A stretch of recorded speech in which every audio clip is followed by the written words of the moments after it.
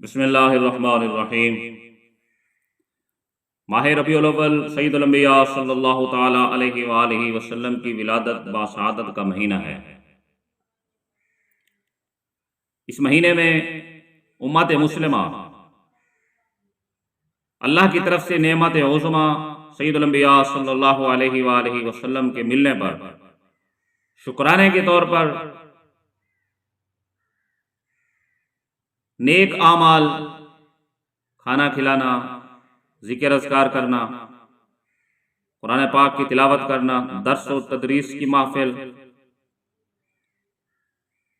قرآن و سنت کی تعلیم کی محافل، جن محافل کو جشن عید میلاد النبی صلی اللہ تعالی علیہ وآلہ وسلم کے نام سے منایا جاتا ہے، یہ ایسی خوشی ہے کہ جسے سید الانبیاء صلی اللہ علیہ وآلہ وسلم نے خود منایا ہے۔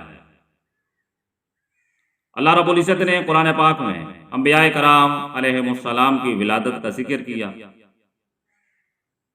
ان کے میلاد کا ذکر کیا، اور حضور کریم خاتم النبیین صلی اللہ تعالی علیہ وآلہ وسلم اپنے ولادت کے دن روزہ رکھ کر اللہ کی بارگاہ اقدس میں شکر بجا لاتے، تو سید الانبیاء صلی اللہ علیہ وآلہ وسلم کا اپنا عمل مبارک بھی ولادت کے دن شکر منا کر جشن ولادت منانا احادیث طیبات سے ثابت ہے۔ امام مسلم علیہ الرحمہ روایت کرتے ہیں کہ حضرت ابو قتادہ رضی اللہ تعالیٰ عنہ سے مروی ہے کہ حضور کریم خاتم النبیین صلی اللہ علیہ وآلہ وسلم سے پیر کے دن روزہ رکھنے کے بارے میں سوال کیا گیا،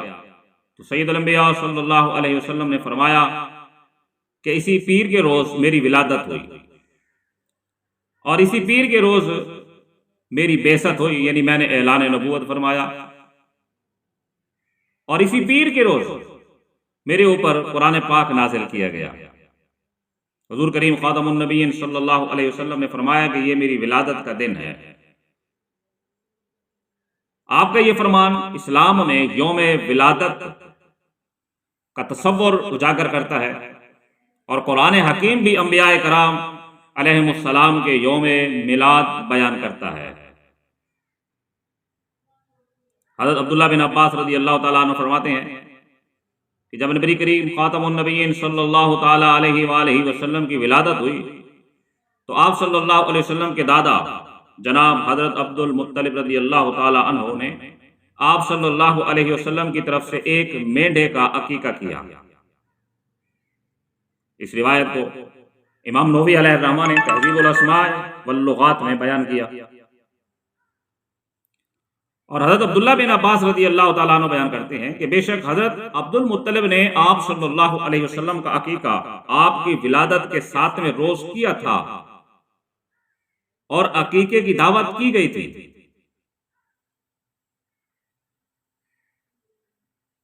حلبی نے اس روایت کو نقل کیا۔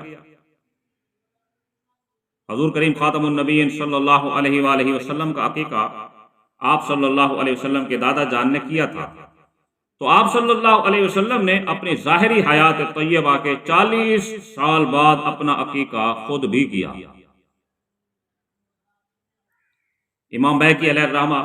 سنن کبریٰ میں حضرت انس رضی اللہ تعالیٰ عنہ سے روایت کرتے ہیں کہ حضور کریم خاتم النبیین صلی اللہ علیہ وسلم نے اعلان نبوت کے بعد اپنا عقیقہ خود کیا۔ یہ عقیقہ در حقیقت آپ صلی اللہ علیہ وسلم نے اپنی ولادت و بعثت کی خوشی میں بکرے ذبح کیے اور دعوت کا اہتمام کیا تھا، کیونکہ عقیقہ 2 مرتبہ نہیں ہوتا کہ ایک بار تو سید الانبیاء صلی اللہ علیہ وسلم کے دادا جان نے کیا تھا سید الانبیاء کی ولادت کے 7ویں دن، کیونکہ سید الانبیاء صلی اللہ علیہ وآلہ وسلم نے خود بیان فرمایا کہ جب تک بچے کا عقیقہ نہ ہو تو اس وقت تک بچہ گروی میں ہوتا ہے، اور یہ تو ممکن ہی نہیں ہے کہ آپ کے دادا جان نے سید الانبیاء صلی اللہ علیہ وآلہ وسلم کا عقیقہ نہ کیا ہو، اور یہ احادیث طیبات سے ثابت ہو چکا ہے کہ جناب عبد المطلب رضی اللہ تعالیٰ عنہ نے سید الانبیاء صلی اللہ علیہ وآلہ وسلم کی ولادت و شہادت کے 7ویں دن عقیقہ فرمایا، اور اپنی ظاہری حیات طیبہ کے 40 سال گزرنے کے بعد سید الانبیاء صلی اللہ علیہ وآلہ وسلم نے نبوت ملنے پر جو بکرے ذبح کیے اور دعوت کا اہتمام کیا، یہ عقیقہ در حقیقت ولادت کی خوشی نصیب ہونے پر شکر الہی کا اظہار ہے۔ اسے ولادت کی خوشی کی تقریب کہہ لیں یا تقریب میلاد، مفہوم ایک ہی ہے کہ ولادت کے موقع پر خوشی منائی جاتی ہے۔ امام سیوطی علیہ الرحمہ اپنی کتاب حسن المقصد صفحہ نمبر 65 اور 64 پر لکھتے ہیں کہ یوم میلاد النبی صلی اللہ علیہ وآلہ وسلم منانے کے حوالے سے ایک اور دلیل مجھ پر واضح ہوئی ہے، جسے امام بہقی علیہ الرحمہ نے حضرت انس رضی اللہ تعالیٰ عنہ سے نقل کیا ہے کہ حضور کریم خاتم النبیین صلی اللہ علیہ وسلم نے اپنا عقیقہ اعلان نبوت کے بعد خود کیا، باوجود یہ کہ آپ صلی اللہ علیہ وسلم کے دادا حضرت عبد المطلب رضی اللہ تعالیٰ عنہ آپ صلی اللہ علیہ وسلم کی پیدائش کے 7ویں روز آپ کا عقیقہ کر چکے تھے،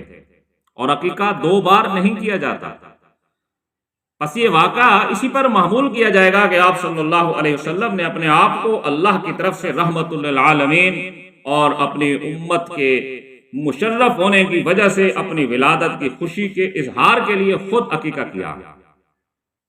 اسی طرح ہمارے لیے مستحب ہے کہ ہم بھی آپ صلی اللہ علیہ وآلہ وسلم کے یوم ولادت پر خوشی کا اظہار کریں اور کھانا کھلائیں اور دیگر عبادات بجا لائیں اور خوشی کا اظہار کریں۔ واللہ اعلم بالصواب۔